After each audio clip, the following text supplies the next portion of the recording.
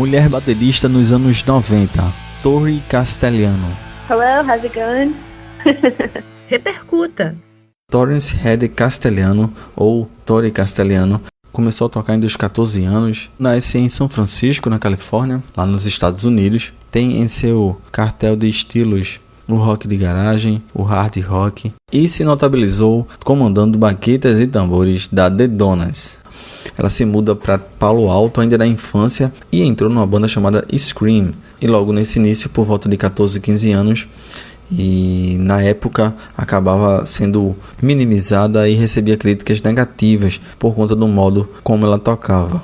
Ela conhece as futuras colegas de banda, a Maya Ford, Brett Anderson e Ellison Robertson, ainda no ensino médio, e formam uma banda na 8ª série chamada Ragged Ann. E elas também passaram a estudar na escola secundária de Palo Alto. Inclusive a garagem da casa da Tori servia de estúdio de ensaio para o grupo.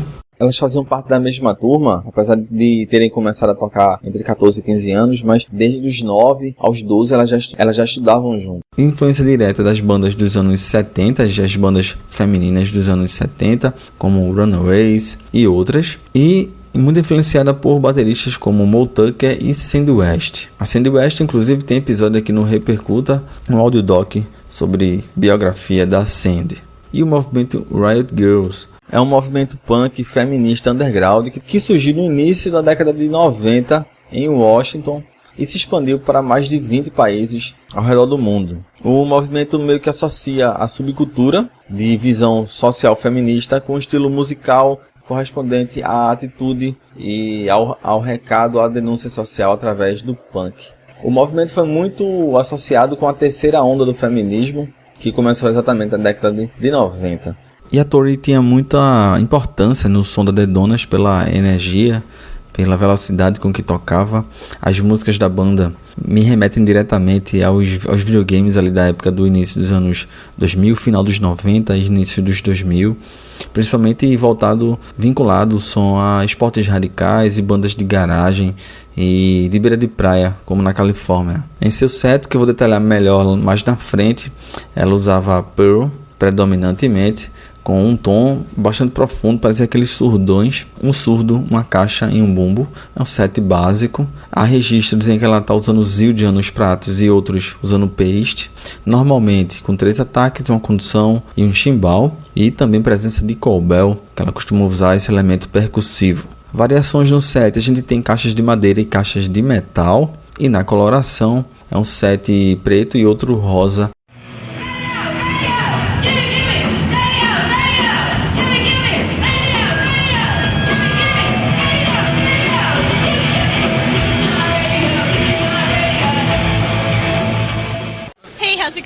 Sobre referências, ela citou ainda o Lars e o Tommy Lee. Comentou também sobre serem tratadas diferentes por ter uma banda composta por mulheres, essa falta de consideração principalmente no início, mas que o apoio da família foi importantíssimo, tanto nessa questão como também no fato de ter saído de casa muito cedo, logo para ter montado banda, enfim, excursionando o mundo afora. Já sobre referências femininas na bateria, ela que costumava ir em vários shows, tinha a Dimitra Placas do L7 e também a Toby Vale do Bikini Kill, 2 bandas importantes também. No início ela nem sabia tocar direito, cita Motley Crue, Queens of the Stone Age, Metallica, Blur, entre outras bandas das quais ela curtia muito. Bandas como Runaways e Go-Go's também estão na prateleira de preferidas dela. A Tori Castellano também é atriz e praticava esportes, atuava. Ela que também estrelou um comercial tocando bateria ao lado do artista Ban e Carlos. Então era aquela jovem prodígio.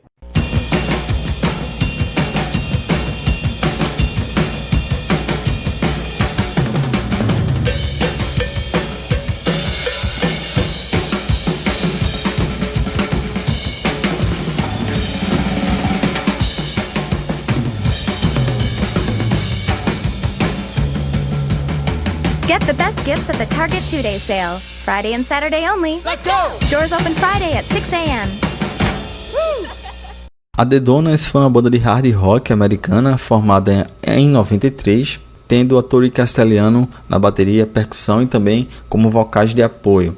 Ela contou com suas colegas de banda, Brett Anderson, vocalista principal, Alison Robertson, guitarra e vocal, e Maya Ford no baixo e também vocais de apoio.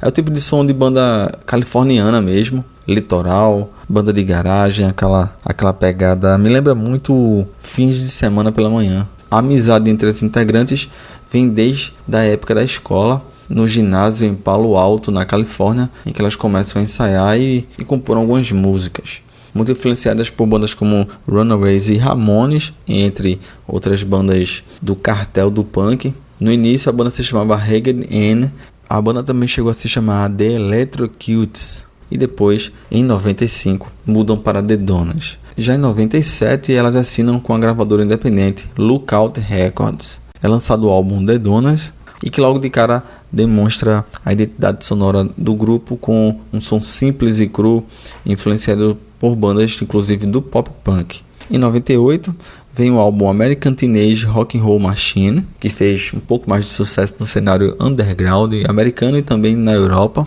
Em 99 é lançado o álbum Get Skin Tight, que aí tem um pouco mais de variação. É o tipo de som um pouco mais encorpado e que traz uma nova influência para a banda, que ficava ali no punk rock, pop punk, e elas inserem alguns elementos de glam. E já em 2001 o álbum Turn 21 traz de volta esse estilo mais hard rock. Em 2002 elas assinam um contrato com a grande gravadora à época Atlantic Records, responsável por lançar nomes como Led Zeppelin, AC/DC e Ray Charles. Em 2002 sai o Spend the Night e os temas seguem, como sempre, da juventude, assuntos como festas, passeios de carro, sexo livre e muita celebração. Esse álbum inclusive é o único que saiu aqui no Brasil de forma oficial. Em 2004 vem o 6º disco da banda, Gold Medal, que tem um som um pouco mais acústico. E saindo do mainstream, a banda resolve voltar pro independente, pro underground em 2007, criando seu próprio selo chamado Purple Feather Records, e lançam o seu 7º disco, o Beating, sendo esse o último álbum com a Tori Castellano, álbum inclusive que conta com uma bateria bastante marcante. Entre outros grupos influências, temos também a AC/DC, o Def Leppard e o Scorpions. Já o The Hives foi uma banda parceira de turnê da The Donas. Entre os grandes festivais em que a Tori participou, é possível destacar o Big Day Out, o Rock im Ring, Lollapalooza, o V-Festival e o NME.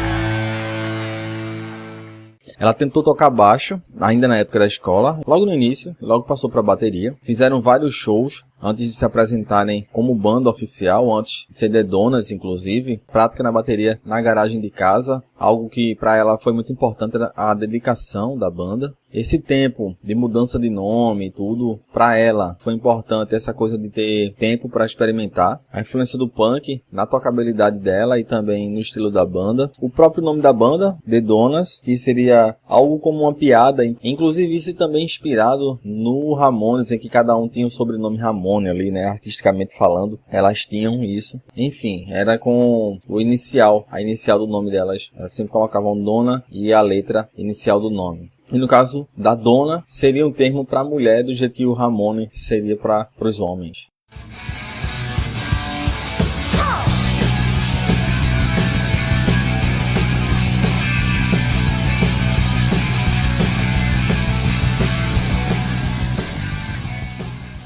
O interessante no começo da carreira delas também é que havia um produtor, uma espécie de compositor na época que virou amigo dela, chamado Darren Rafael, que compôs algumas músicas para elas. E na verdade ele curtia a banda e ofereceu essas músicas dele para elas tocarem e gravarem. No caso, foi aí que também surgiu o nome The Donas, que seria um projeto paralelo à banda principal na época, que se chamava Ragged Ann e depois se transformou para Electrocutes.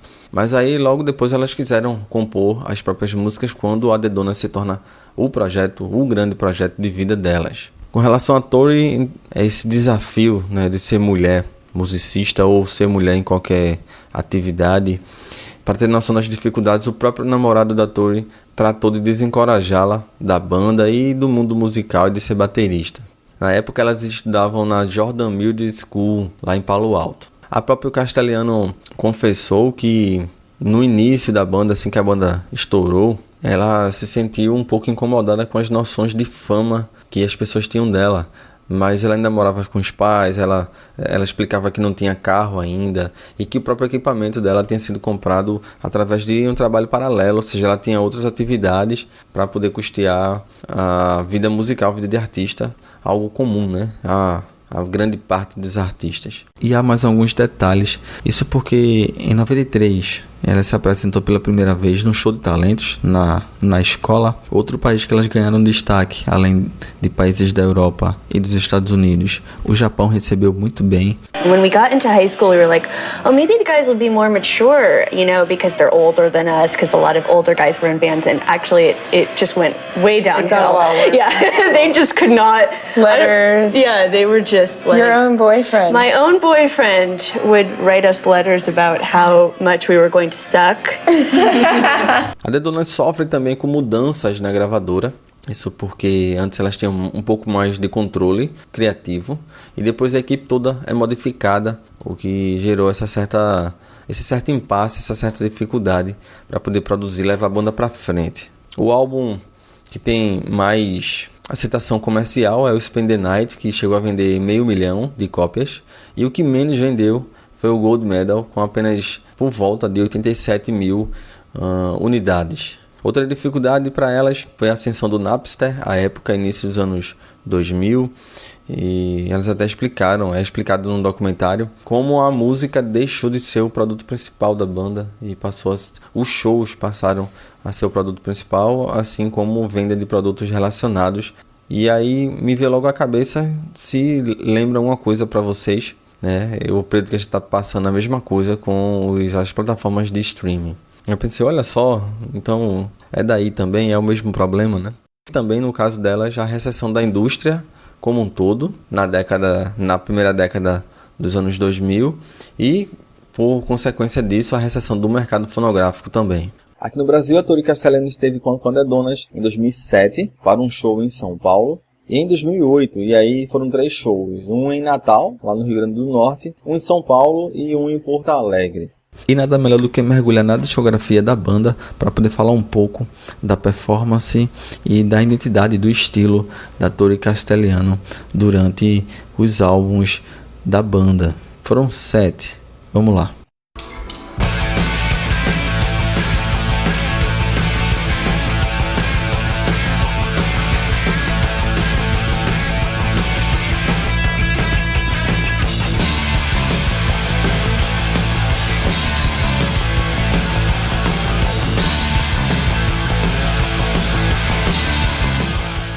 I'm great. How are you doing? Awesome. O primeiro álbum que abre a carreira da banda, auto-intitulado The Donuts, de 97, pra mim muito Ramones, assim, ecoa muito Ramones, muito garageiro, até lo-fi, eu posso dizer, músicas bastante parecidas em que a atitude é mais importante, inclusive, do que a questão melódica, por exemplo. Eu destaco nesse álbum a música Hey, I'm Gonna Be Your Girl. Já o álbum seguinte, o segundo de 98, American Teenage Rock and Roll Machine, é de garagem também, aquele som garageiro, mas melhor produzido. Nesse álbum, acho que me chamaram a atenção, Speed Demon, Leader on Leader e Gimme My Radio. E elas não pararam, foi um álbum por ano, até o terceiro pelo menos. Porque em 99 saiu Get Sting Tie, isso é mais encorpado. Ainda mais encorpado, eu acho que essa trilogia aí ela vai mostrando a evolução da banda. Nesse álbum eu destaco a Too Fast for Love, a Zero, Get You Alone, Hook It Up e Hyperactive. Em 2001 saiu Turn 21, aí mais pegado pro hard rock mesmo, acho que é o álbum que abre essa veia mais hard rock da banda. Destaco Do You Wanna Hear It e Midnight Snack. Spend the Night sai em 2002, seguindo essa linha hard rock. Who Invited You e I Don't Care, eu deixo como indicações. Já o Gold Medal de 2004 tem mais cara de que a banda estava tentando ir ao extremo do que elas poderiam fazer.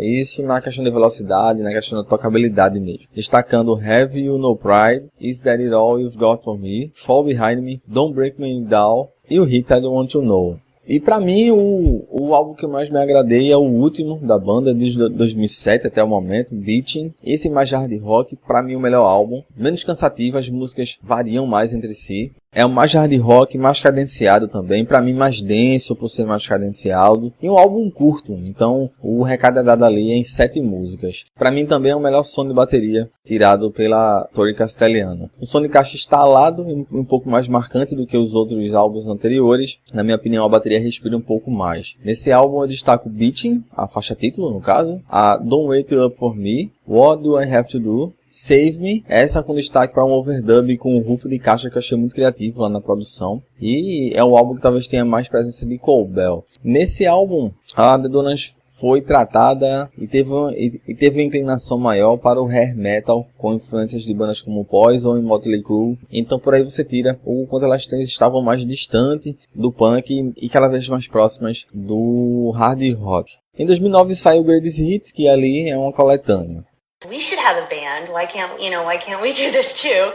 And so they knew that I had always wanted to play the drums. I don't know why. I just always was kind of drawn to that instrument, but I had never played it before.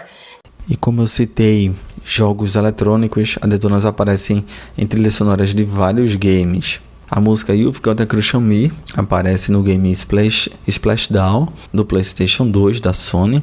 Já a Who Invited You pode ser encontrada em True Crime Streets of LA, que é um jogo de investigação que se passa em Los Angeles. I Don't Want to Know, talvez o grande hit da banda, aparece no Gran Turismo 4. Esse eu lembro bem de ter jogado. É pra mim a maior referência da The Donuts. E também no Donkey Kong 2 do console GameCube. Existe também uma série chamada South of Nowhere, que também conta com a Don't Want to Know. Já a canção Take It Off aparece no jogo Guitar Hero e Guitar Hero 2 para Xbox 360. Outros registros: o game de beisebol de 2003 da EA Sports, o Downhill Domination de mountain bike, na verdade, e o jogo Rock Band do PlayStation 3. E o registro mais recente que eu encontrei é da série Nine Inch Show, que está na Netflix, que é a música da abertura é com elas. E na verdade é um derivado.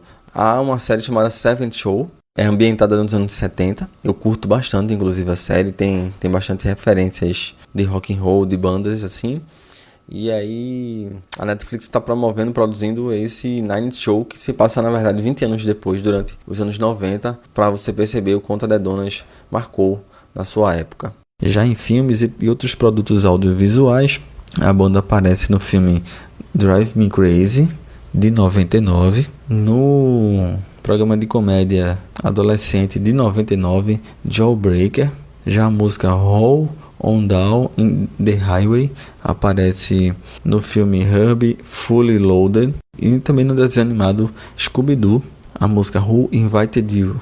E uma grande marca da banda é a participação na trilha sonora dos filmes Meninas Malvadas e Meu Fusca Turbinado, além da música Fall Behind Me, que foi utilizada pela equipe feminina de snowboard nos Jogos Olímpicos de Inverno de 2006 na Itália. Por fim, o filme What a Girl Wants, O que uma Garota Quer, de 2003, também conta com a presença da The Donuts.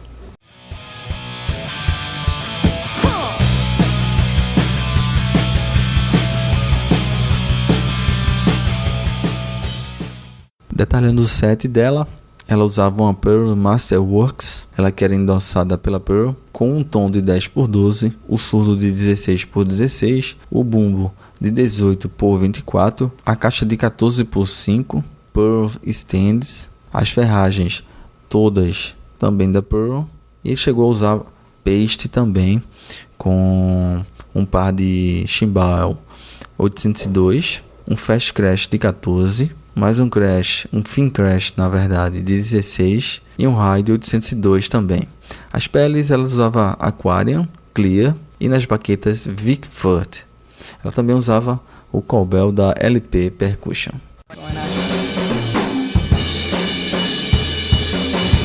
We walked home, to my house after school, and we ate some snacks. We went in the garage and we kind of set up. We started playing at clubs in San Francisco when we were about 15, 16. you're gonna make fun of us, we're gonna like band together, and I felt like it really helped to have that kind of gang feeling.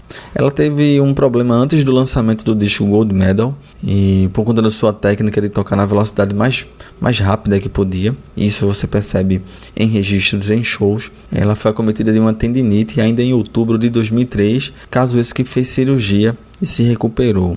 Ela chegou a dizer o nome do álbum, que significa medalha de ouro, o nome desse álbum de estudo. Esse é o som do The Donuts, indo com tudo, nos forçando a fazer o melhor possível. Houveram muitos obstáculos, mas isso só nos fez querer melhorar ainda mais o álbum.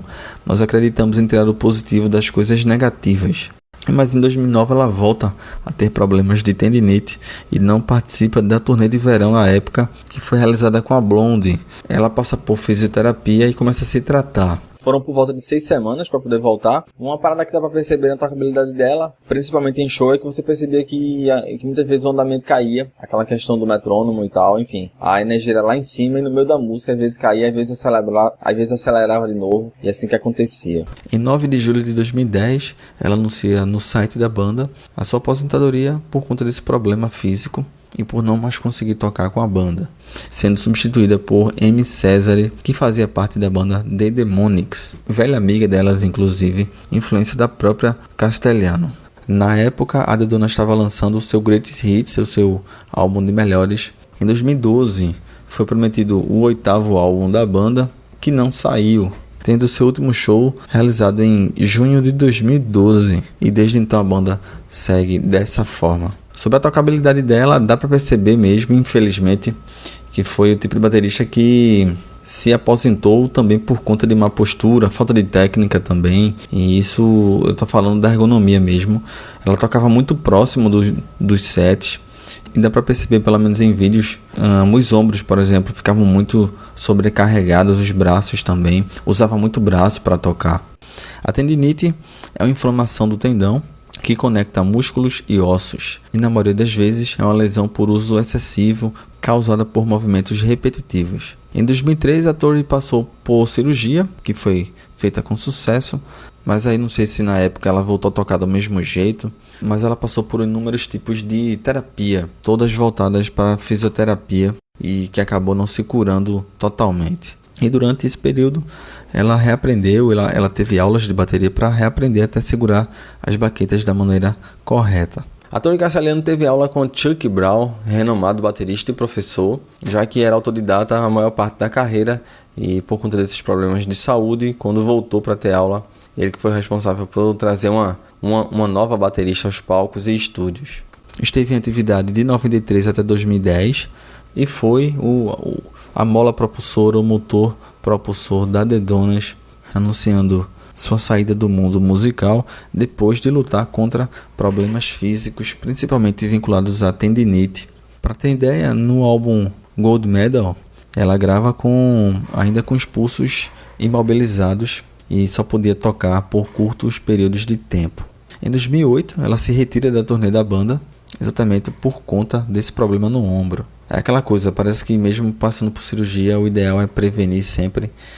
A partir do momento que você chega no ponto de precisar de uma cirurgia, é um outro território em que tu tem que cuidar, na verdade. Parece que a pessoa nunca fica bem, totalmente.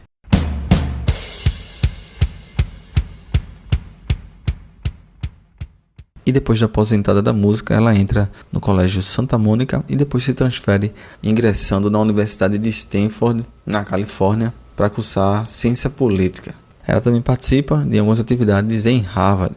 Durante esse período acadêmico, ela criou um projeto de pesquisa jurídica com foco nos moradores de áreas afetadas por conflitos prolongados, como o exemplo de Jerusalém, e também no leste da Ucrânia. Ela entrevistou advogados dos direitos humanos que trabalham para proteger os direitos humanos e civis, e funcionários do governo de Israel e moradores locais. Atualmente, ela é advogada que trabalha no Texas Office of the Capital Forensic Rights, ou na sigla OCFW, e que serve como defensora aos condenados, já a quem teve a sua condenação após julgamentos. Someday maybe we could go back or start learning again or whatever, but I think that they're just really proud of us. No total, a Tori passou 2 anos lutando contra essa lesão que causava muita dor, e sua aposentadoria inclusive foi aconselhada por seu médico, por seu fisioterapeuta. Ela disse na época: se eu continuar tocando bateria, eu estarei com dor o resto da minha vida. Minha aposentadoria me trouxe muita tristeza, porque adoro tocar bateria e fazer parte da família The Donnas. Thanks, you too. Bye. E nesse mercado da nostalgia que a gente está vivendo, pelo menos na altura dessa década, desse período, 2025, a gravação desse episódio, a The Donnas é citada entre tantas outras bandas que estão voltando, que estão cogitando voltar também para turnês de reunião. Elas também foram consideradas nessa repercussão de volta de bandas, mas que até agora não tem nada oficial. Mas é interessante perceber que elas são lembradas, né? E mesmo com sua aposentadoria, é possível perceber o quanto a Tori, entre tantas outras bateristas na sua década, na sua geração, fizeram diferença para garotas e inspiraram tantas outras mulheres a tocarem bateria a partir da sua performance e da sua importância sonora, e mais do que isso, importância de representatividade também. Girls can't play, you're gonna play? You have a drum set. There were all these crazy rumors like that, like instead of having a kick drum pedal, I'd just kick the bass drum and stuff like that. So we were like, okay, we gotta like prove them wrong, that like we can actually play. And we were actually pretty tight, I think, for the amount of time we had played up till then.